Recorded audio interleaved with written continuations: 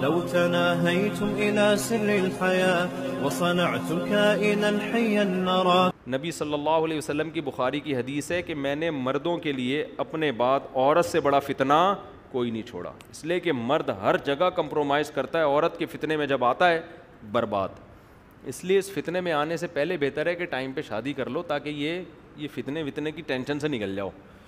ابھی ایک صاحب کا قصہ میرے سامنے آیا, بہت کروڑ پتی ارب پتی آدمی کسی پہ لٹو ہو گئے, کسی لڑکی پہ ڈپریشن میں چلے گئے, خودکشی کے خیالات آ رہے ہیں. وہ لڑکی بھی دبا کے پیسہ کھا رہی ہے, شادی نہیں کر رہی.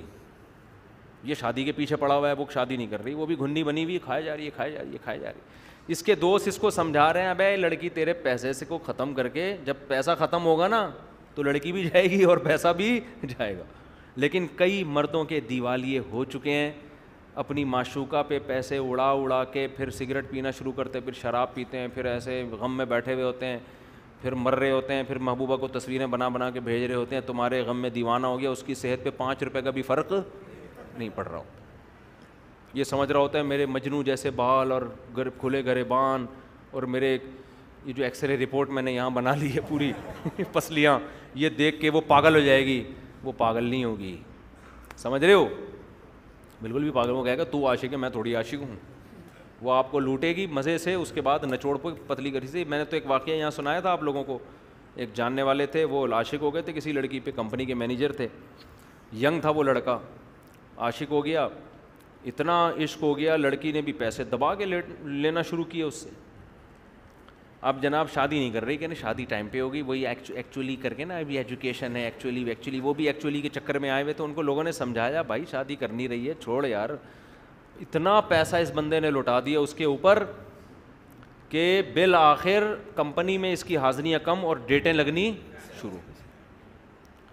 یہ مجھے خود انہوں نے واقعہ سنایا. بالآخر قصہ یہ ہوا کہ جاب لیس ہو گیا, اس کے عشق میں کیا ہو گیا, جاب لیس. ادھر ٹائم زیادہ لگ رہا ہے, ادھر کم. کمپنی نے نکال دیا, پہلے 2-3 وارننگ دی, نکال دیا. تو ان کو خیال ہوا کہ میری محبوبہ تو اب میرے اوپر اور عاشق ہو جائے گی, کہ میری محبت میں تمہاری جاب بھی گئی. محبوبہ کو جیسے ہی پتہ چلا نا جاب لیس ہو گیا, اس نے فوراً ٹھینگا دکھا دی. اس زمانے میں متحدہ کی بھی بڑی حکومت تھی, تو اس نے دھمکیاں شمکیاں لگائیں کہ میں یہ کر دوں گا, میں یوں کر دوں گا. لڑکی نے متحدہ والوں کو انوالو کیا, بولے چترول لگوا دوں گی, تیری بوٹیاں بھی نہیں ملیں گی کسی. صحیح ہے نا. اچھا یہ لوگ چھپ کے نکاح بھی کر چکے تھے, رخصت ہی نہیں ہونے دی تھی, لڑکی ہوشیار تھی, چھپ کے نکاح بھی, تو طلاقیں بھی دلوا دیں. صحیح ہے نا. تو طلاقیں بھی اس کو زبان سے گن پوائنٹ پہ, لڑکی نے تعلقات, وہ ظاہر ہے اتنا پیسہ اس نے انویسٹ کر لیا تھا کہ وہ پیسوں سے اب وہ پٹائی بھی لگوا سکتی اسی کے پیسے سے. وہ بھی ہوشیار تھی, اس نے پیسہ کچھ کھایا, کچھ جمع کیا کہ اسی پیسے سے اسی کو بھی پٹواؤں گی جب یہ طلاق نہیں دے گا. تو اس کو پٹوا کے زبان سے طلاقیں بھی نکلوا دیں. اس بیچارے کو ہارٹ اٹیک ہوا ٹینشن میں, کم عمری میں, اور دل میں وال لگے ہوئے ہیں.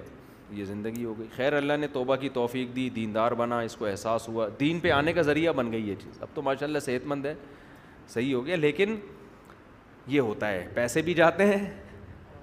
تو یہ عورت اس طرح سے مرد کے لیے فتنہ بنتی ہے. اس لیے ہم کہتے ہیں بر وقت ٹائم پہ شادی وادی ہو جائے نا, تو ان بکھیڑوں سے انسان بچ جاتا ہے, بہت حد تک صحیح ہو جاتا ہے.